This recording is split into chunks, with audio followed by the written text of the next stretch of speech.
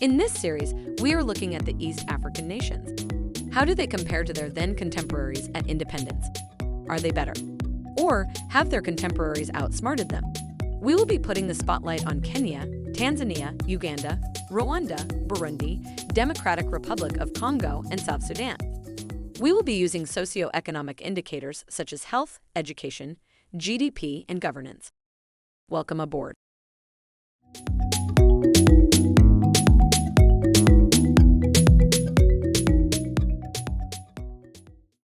The East African nation of Kenya has experienced tremendous changes since its independence from British colonization in 1964.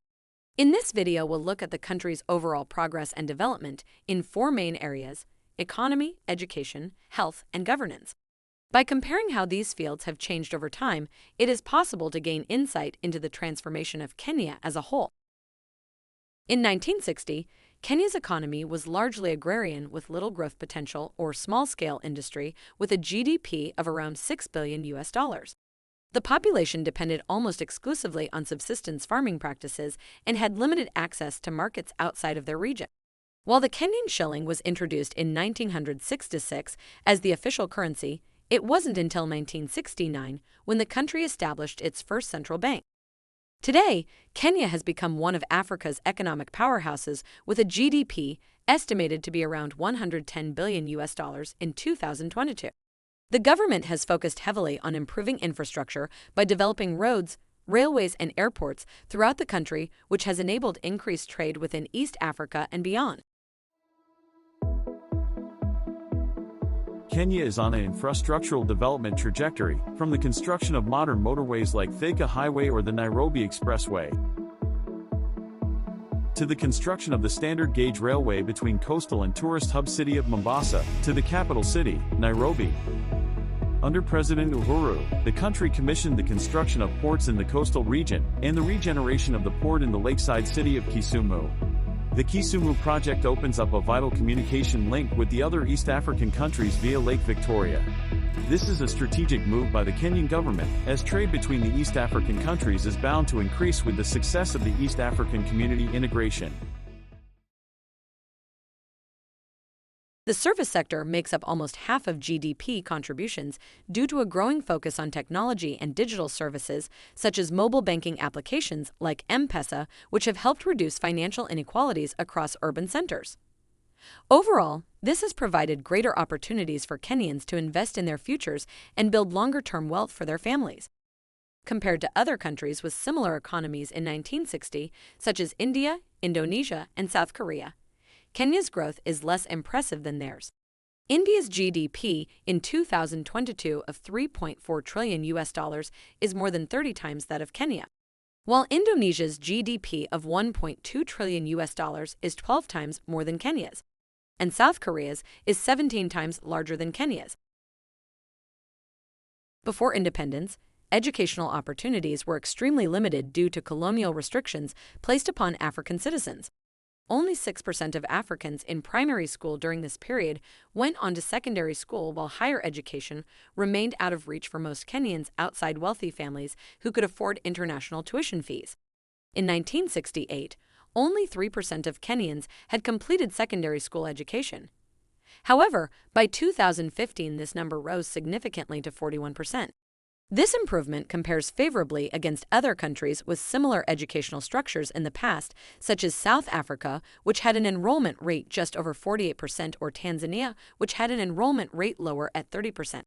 Also noteworthy is the fact that Kenyan literacy rates have increased drastically over this period, nearly doubling from 40% in 1978 to 79% currently, according to UNESCO estimates.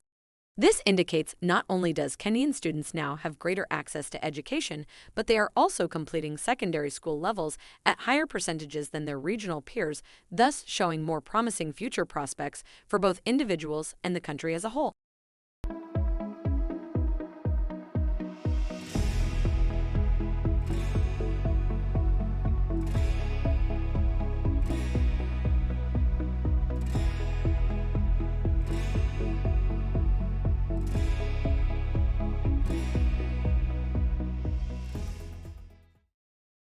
In 1960, healthcare services were very limited.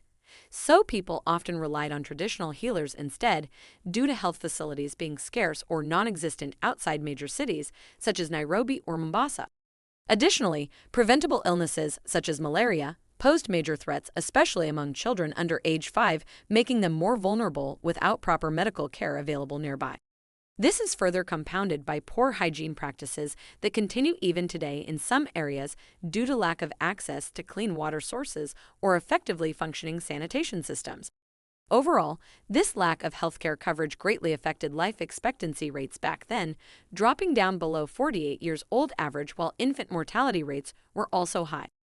Today, however, Kenya has made considerable strides towards improving its overall health system, particularly when it comes to tackling preventable diseases like HIV/AIDS, tuberculosis, or malaria, all of which are still problems but less life-threatening as before.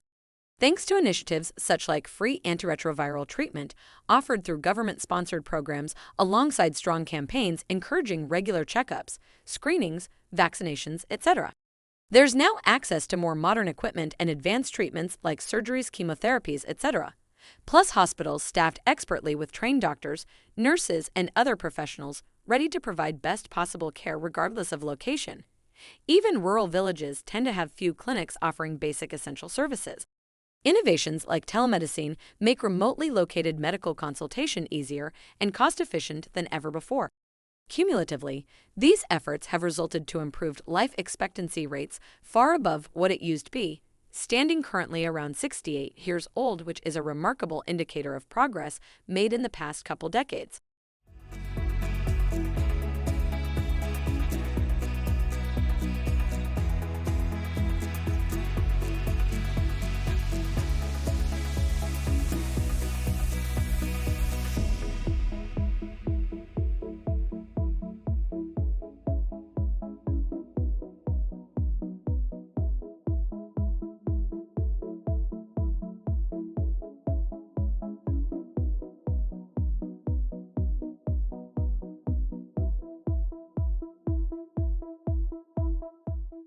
When Kenya achieved independence from Britain back in 1960s, political landscape suddenly changed drastically, resulting to a shift away from authoritarian rule towards democracy after original constitution was passed in 1964.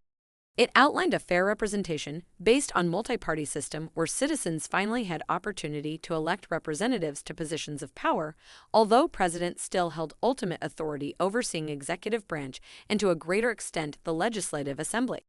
Nonetheless, regardless of the political structure, people weren't guaranteed freedom nor civil liberties until later decades when legal reforms and civil liberties protections were put in place, thereby setting limits to what the state can do. Thanks to the relentless effort by reformists led by, among others, Raila Odinga, a well-known political figure in Africa. Corruption and mismanagement of public resources remains the largest impediment to growth in Kenya. According to a World Bank report, the country continues to incur massive costs on projects that would be otherwise cheaper. Consequently, the gap between the rich and the poor continues to widen, with an estimated 2.6 million people falling into poverty or remain poor each year. On the other hand, the growth in the number of the super-rich in Kenya is the fastest in the world, and it predicted that the number of millionaires will grow by 80% over the next 10 years. Kenya's Transparency Index ranking in 2022 was 123 compared to India's 85, Indonesia's 110, and South Korea's 31 position. Overall, while many challenges remain, we can see that much progress has been made since independence when looking at key socioeconomic indicators such as GDP per capita around East African region. Specifically comparing current state of affairs against positions held in mid-20th century yields hope, albeit disparities still exist on the ground when examining finer details. For example, educational attainment disparity between genders in Kenya, although certainly there are signs of consistent improvement. With continued focus on improving standards of living, along with better governance and practices, a brighter future awaits citizens of this great nation.